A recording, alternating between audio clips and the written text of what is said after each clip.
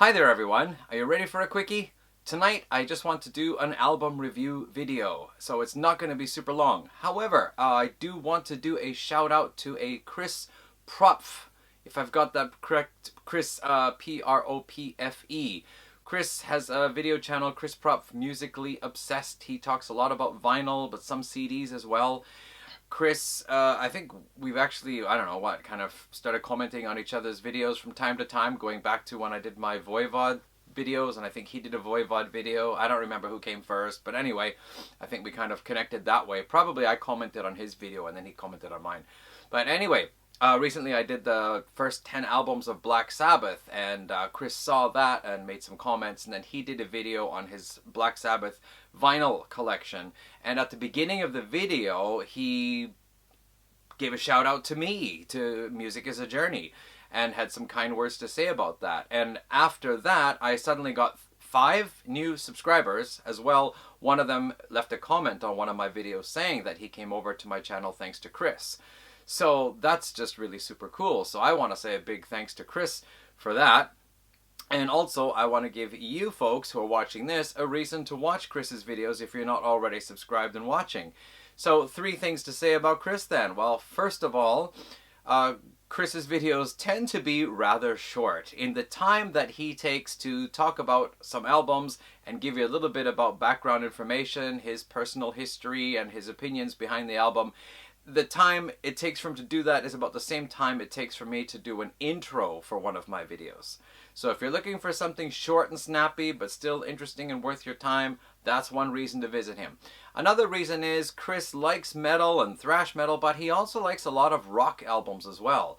So it means that his view on what makes an album sound good to him has some other background to it, which is a little bit different maybe from mine, which is really cool because it means that he points out albums that a lot of people tend to overlook or misjudge. He finds some good reasons to like those albums. And it was actually thanks to him that I really started to listen to the track Air Dance from Black Sabbath Never Say Die, because I heard it and thought, oh, this is kind of interesting. And then Chris left a comment on my video saying what a great track it was. And I went back to listen to it again a couple of times. I agree, that's a fantastic piece of work there, so that's cool. That's reason number 2. The third reason is Chris has a really cool voice. He's just got a kind of lower register, smooth voice that's very easy to listen to. He sounds friendly, not threatening, but not overly warm and creepy either. So yeah, do check out Chris's Musically Obsessed. Maybe I will mention that in the description of this video if I remember to do that. Okay. What I want to talk about today is SpiritWorld's album Deathwestern from last year. Okay, it's kind of late to be doing a review of an album a year late, but I want to mention it because this was one of the 12 albums that I decided to get at the end of 2022. I made a video about how I was searching for 6 metal albums and 6 prog albums from 2022 that I thought would be worth my while. You know, I can't get everything I want. I don't have the money. But this was one of them. And then I mentioned it in a video about recent CDs that I bought, and my original comments were not so warm.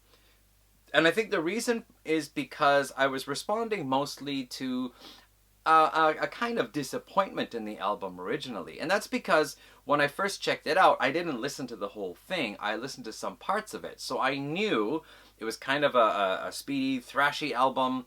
I knew the vocals were very aggressive, but what I also liked was that there were some kind of like spaghetti western type parts, like the music has that kind of, you know, that guitar sound from The Good, Bad, and the Ugly, that kind of thing. And I thought that was, well, here, hang on.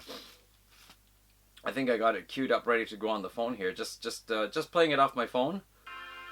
But for example,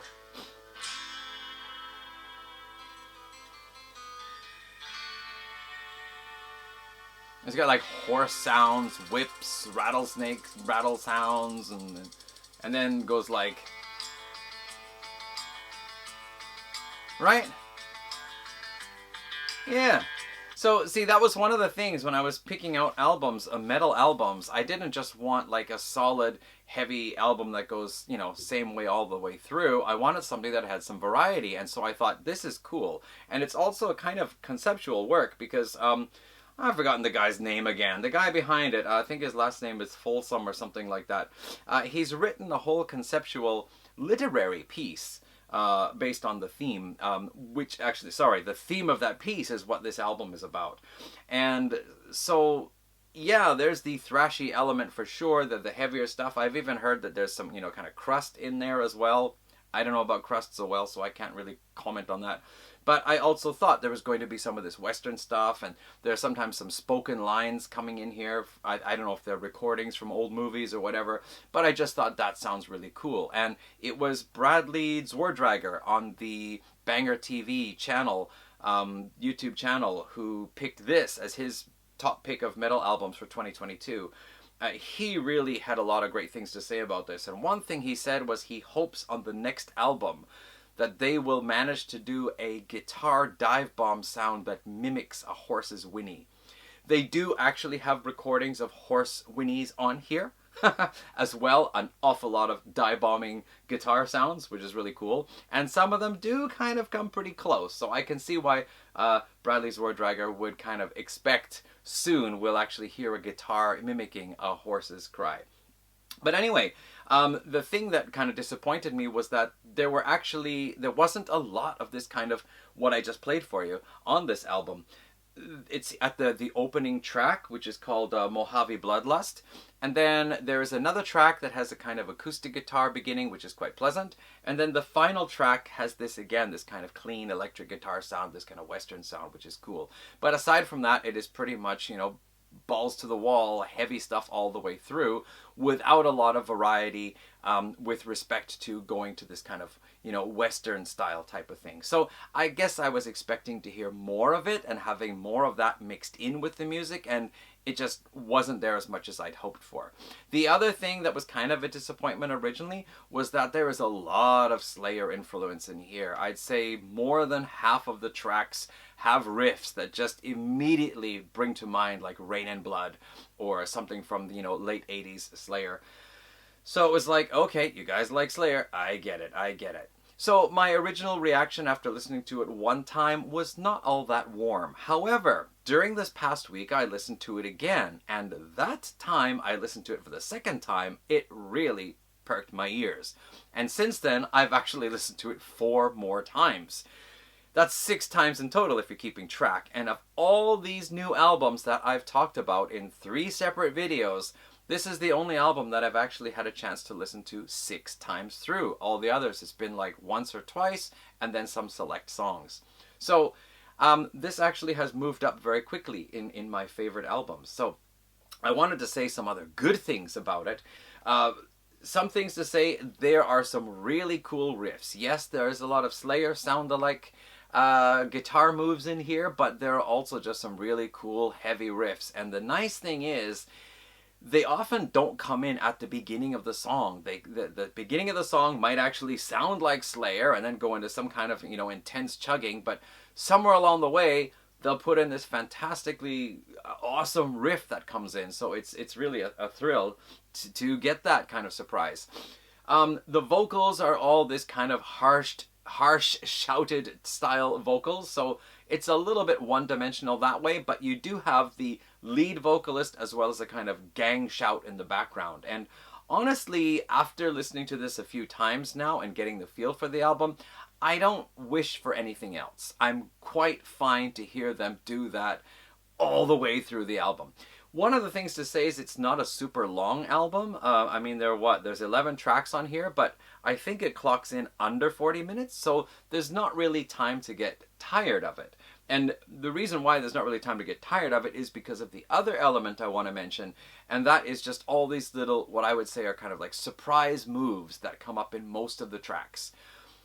You think you've got the track figured out, you think you've got the groove of it all, and then there'll be this one part, this change up that comes in, and it might be, for example, the bass comes forward more and you hear like the kind of main riff coming through the bass, or it might go to more spacious guitar riff where the drums are kind of filling in between, doing something interesting. It could also be like there's this one track where there's this dive bomb of a guitar, and after that there's this woman's scream, but it's not like a terrified scream, it's like a kill or be killed scream, where you can imagine this woman in torn, bloody Western clothing holding up an axe and giving that kind of battle cry of rage to strike down her aggressor. It just has that wild feeling to it, and then there's, you know, the horses neigh, and then it just goes in this charging, chugging riff again. So there are these little moments like that that come up where it's just like, wow, that was really cool how you fit that in there. That was cool, that transition, or the way that riff came in. And I find most of the tracks have that. And as well, as I said, there are all these like little spoken bits coming in which sound like maybe clips from movies or something. Again, I'm not 100% sure. So they add a little bit of a flavor to it as well. So overall, as you can guess by now, I hope, I actually really do enjoy this album. I love the cover. The cover is absolutely brilliant. I actually don't really know what the songs are about because I can't understand the lyrics just listening to them so much. I might pick out a few words or something. But I think it's, the impression I'm getting, mostly by the spoken bits, is that there is one person here who is, I guess, very devoutly religious, but is, kind of has this bloodlust for killing the wicked. And there's this one spoken part where it's like, may these flames cleanse my soul of this heathen bloodlust, or something like this anyway. So yeah, you get this idea then. It's like somebody who wants to vanquish evil in the name of Christ, but he ends up having this lust for blood more than anything else, which is kind of an interesting concept. I don't know where this zombie witch type woman type thing here comes in. I'm not really sure. But anyway, it is just a really exciting, interesting album, and I've really come to love it. I should also just mention one more thing. The sound is really awesome. I really love the guitar sound. The overall production is great. There is no, like, you know, compressed feeling. I mean, it's loud.